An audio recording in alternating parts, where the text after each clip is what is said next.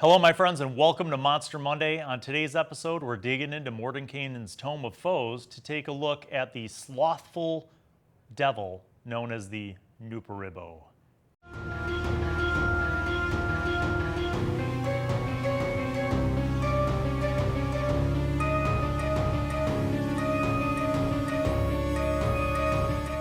Okay, guys, if you're following along in your Mordenkainen's Tome of Foes, we're on page 168 to look at this creature, this devil, and it's a very weak devil. You'll notice that I haven't really delved very deep into the higher level creatures.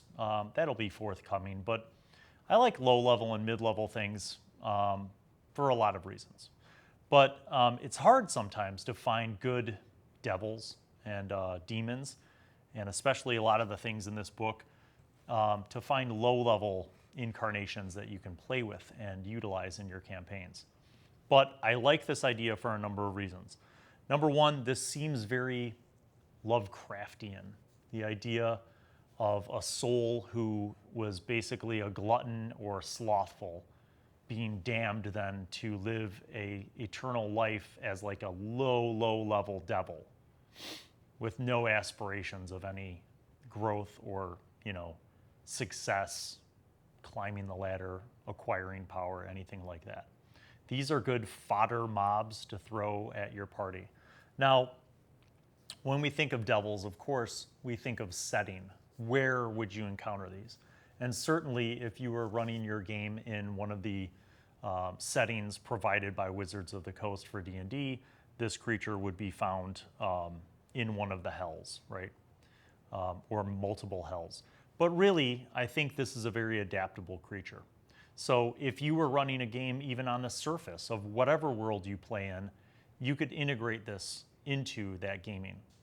And I'll talk about how to scale them up so you could surprise your players maybe who have a little more experience and who may be familiar with this creature and may underestimate them. There will be ways to do that as well. But let's take a closer look at the Nupperibo. Nupperibo? I don't know how to say it. No soul is turned away from the nine hells, but the truly worthless, those whose evil acts in life arose from carelessness and sloth, more than anything else, are suitable only to become Nupperibos.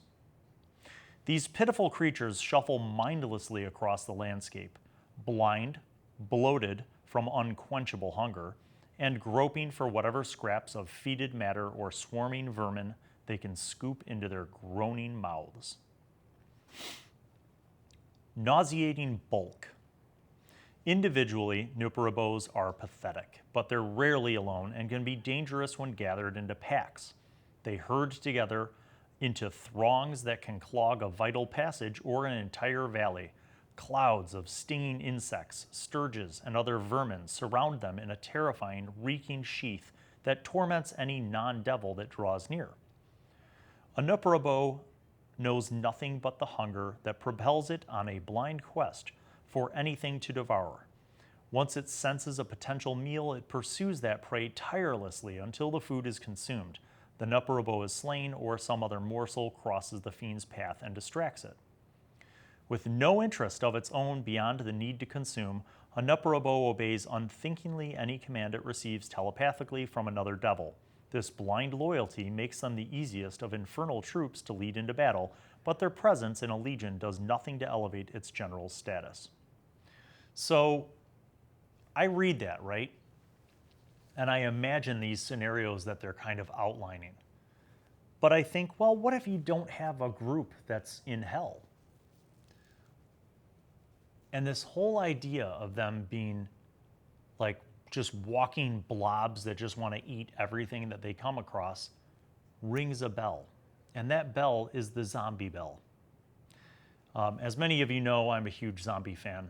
And I think that zombies are some of the most fun creatures to throw at a low-level party. But to a mid-level or high-level party, they're not that much of a challenge. These are basically hell zombies. I mean, technically, yes, they're devils, but think about it. Walk around basically blind, focused on consuming flesh, sometimes travel in packs or herds. Sound familiar? Zombies.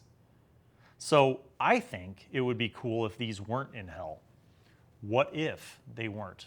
Okay, so for any encounter, below ground, above ground, in a hell, somewhere, a necromancer's castle, tower, a cemetery, whatever. You want to change things up? Throw these instead of zombies and skeletons at your party. Or maybe mix it up. Maybe have a herd of zombies and like a few of these in there. So if you have a low-level group, just for an easy encounter twist, you could throw in some basic level, low-level undead like skeletons and zombies and throw a few of these Nupperibos in there. That's one way to just add them into an encounter.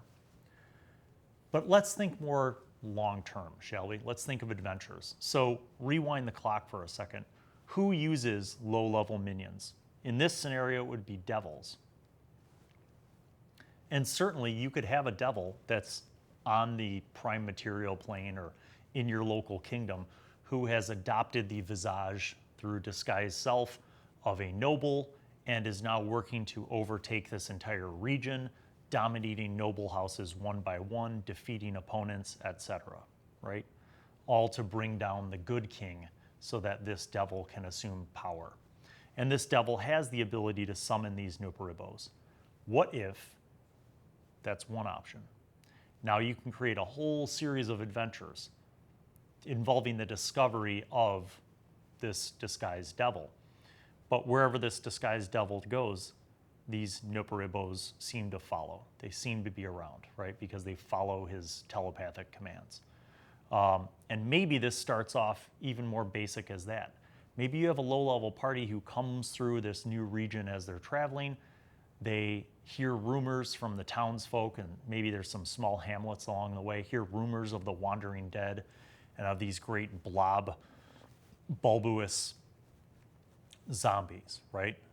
Now, peasants would misdescribe a Nupperibo as a great, gigantic blob of a zombie. And actually, they're not great and gigantic, they're medium. But just imagine a very blob-like form with a slow movement. So maybe this, right off the bat, would give a little more mystery. So the party would have to figure out, like, what's the difference between the zombie attacks and these things? And that's where we get into the stat block and the special abilities of the Nupperibo. So they are medium fiends. Armor class 13, 2d8 plus 2 hit points, not very much, and a movement speed of 20. They are dumb. They have an intelligence of 3. So, I mean, damage resistance, though, is huge here. So they have damage resistance to acid, cold, bludgeoning, piercing, and slashing from non-magical attacks that aren't silvered. Most low-level, even mid-level parties aren't walking around with silvered weapons. I mean, maybe if you have an experienced player and they're super meta, they might have silvered a dagger or silvered like an extra sword, but most of them aren't wandering around expecting this. So right there, that damage resistance and then damage immunity to fire and poison are huge, huge. That makes these automatically much more significant of a challenge than your average zombie or skeleton. And yet they're rated as a CR 1/2, which I find interesting. They also have condition immunities to being blinded, charmed, frightened, poisoned. Well, they can't be blinded because their eyes are sewn shut, so there's that. They have blind sight of 10 feet, and they understand Infernal, but they can't speak it. So here's their special abilities, and this is where I think it's kind of cool. Cloud of Vermin. Any creature other than a devil that starts its turn within 20 feet of the Nupperibo must make a DC 11 Constitution save. A creature within the areas of 2 or more Nupperibos makes the saving throw with disadvantage.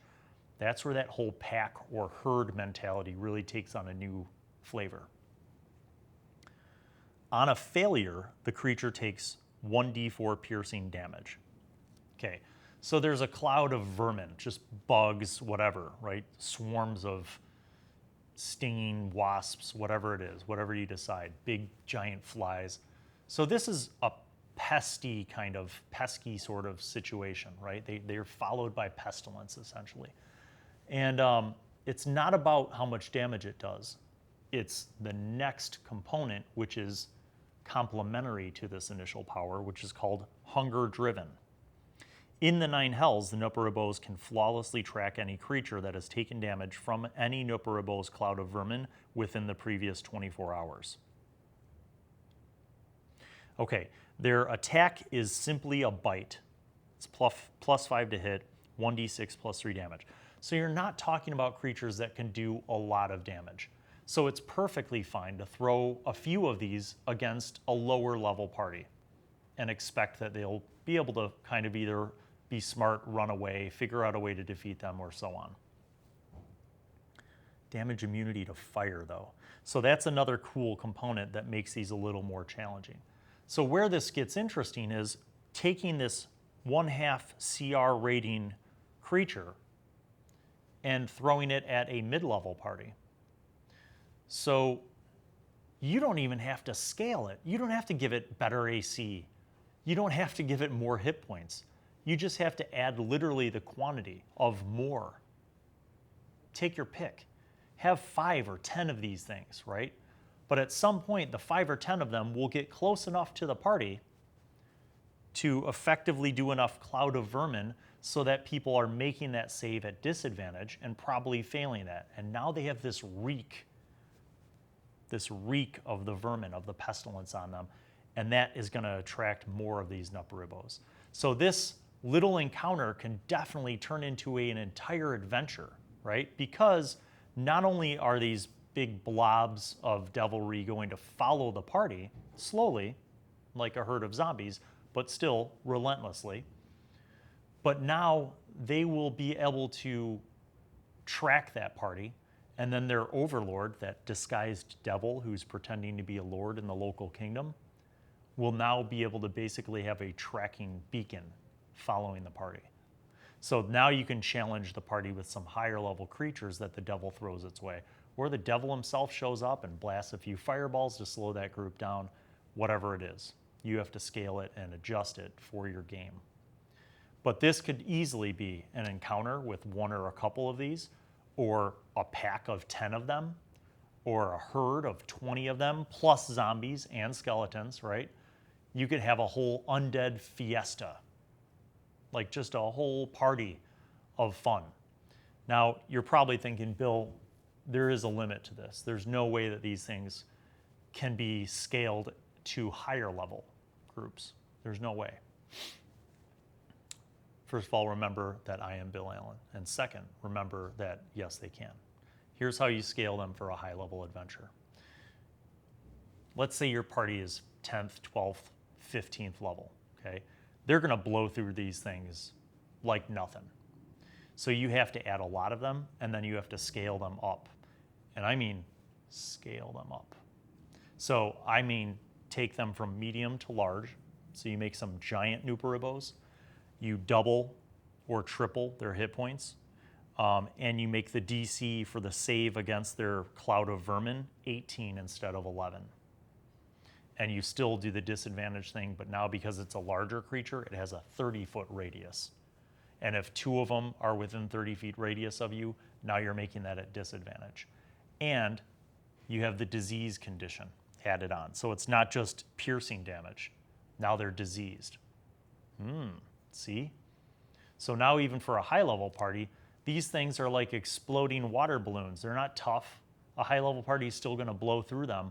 But if enough of them get close enough to the party, now you've got issues. You've got disease condition to deal with. You've got this pestilence following.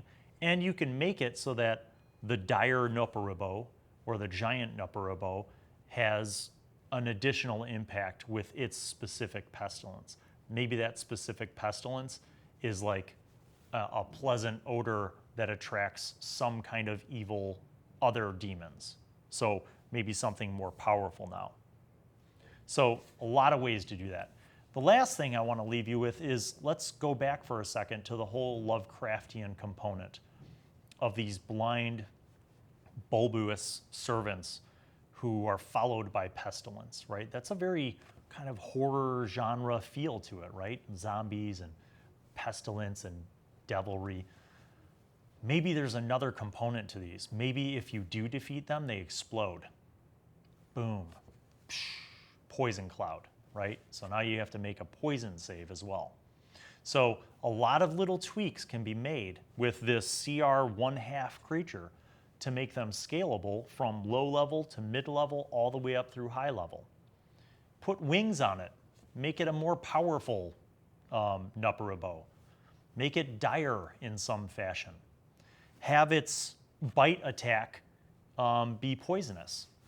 There are a lot of different ways to take this simple creature and make it more horrific.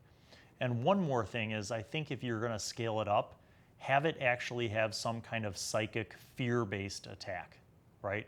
Maybe its mouth is sewn shut, but it makes a guttural scream, and that scream is so terrifying that it's a psychic attack to anyone within a 50-foot radius.